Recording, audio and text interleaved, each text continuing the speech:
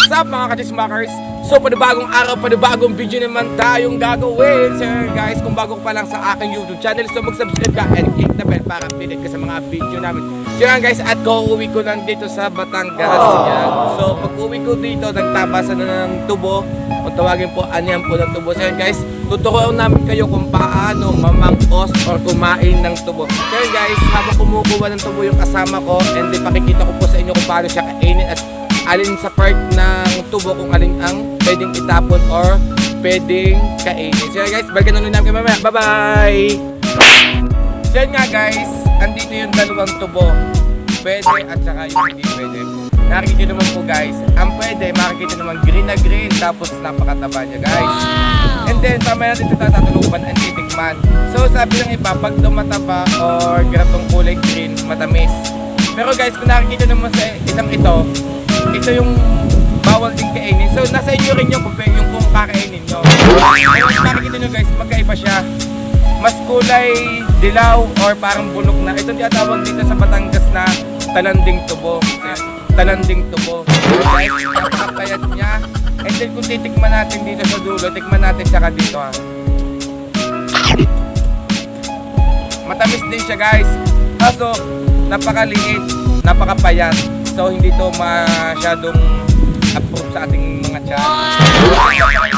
Sabi nga guys, pag na bagong gising, kahit na hindi ka na magtututbrush, pwede mo itong ipag-toothbrush. Wow! Ano gano'n guys, ito ay tatalupan natin, tapos kakainin lang, nakakalisto po yung ngipin. So yun nga guys, balikan na namin kayo mamaya pag tinalupan na. Bye-bye! So yun nga guys, at tatalupan na natin yung tubo. Yan guys, ito ganito ang pagtalop guys, tingnan nyo ako ha.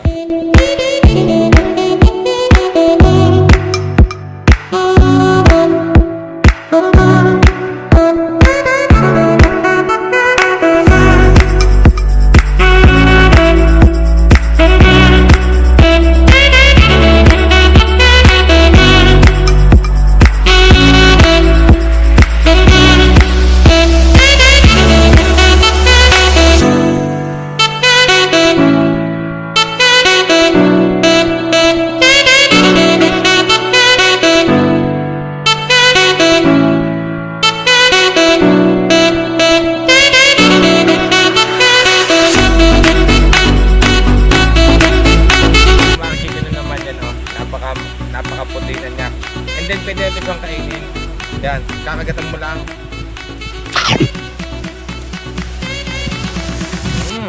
Ang sarap. Ang tamis guys. Tapos may makukuha kayo sa loob. Ganito. Ito, tinatapo na hindi ito kakainin kasi pag kinain nyo ito masasamit talaga kayo. Kaya yung lasa, pwede nyo itapon. So yun guys, may makikita naman kayo dito yung buko-buko. Yan, sa kawayan po, buko-buko. Yan, buko-buko. So, pagdating dyan, itatapon nyo yung buko. So, kagat ulit tayo.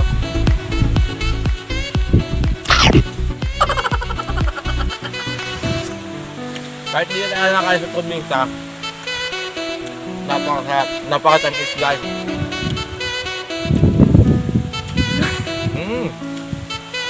Sarap!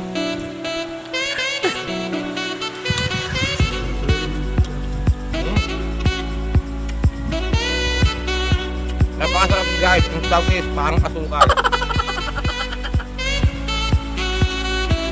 Yan guys, kung makikita nyo to, yan, may buko na. Yan, itatapon na guys. Tatapon na yan.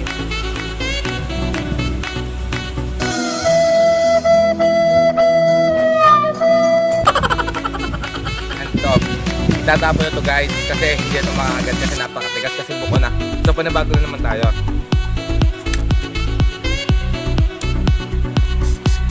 Kasi kami yung mga bata guys, makikita naman, yung kami maliliit pa, pauna kami maubos niyan.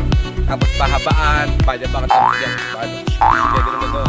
Kaya napakasaya nun dati, kaysa ngayon. Kasi ngayon, karamihan sa mga bata, busy na, nagbo-module. Pati maarte na guys. So yun guys, balikan na namin kayo mamaya. Bye-bye! So yun nga guys, at ito na yung aking tubo yan. Ubos na ito guys, napakaganda, may hawakan pa talaga siya, oh. Hawakan, tapos yan. So yun guys, hindi pa rin ubos yung aking tubo. So yun guys, so panoodin nyo muna ako bago kumain ito.